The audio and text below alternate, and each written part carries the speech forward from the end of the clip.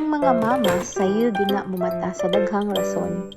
For me, tungod kay ang akong mga anak kinahanglan og pagkaon ug maayong pagsugod sa ilang adlaw. Maayong buntag, sayo ko mata para mangandam sa among adlaw.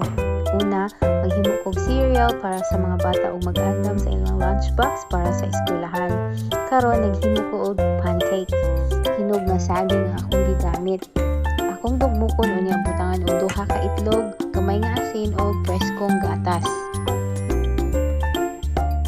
Self-rising flour ang akong gigamit. 5 ra ka sangkap para sa sayon nga pancake.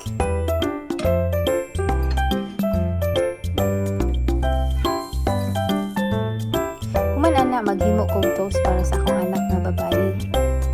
My son loves pancake and my daughter prefers toast.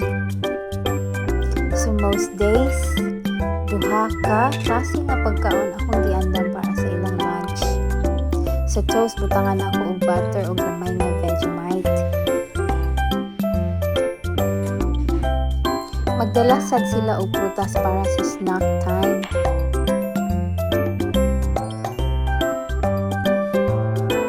Sa ilang lunchbox magbutang sad ko og gamay nga treats ug ang ilang gummy vitamins.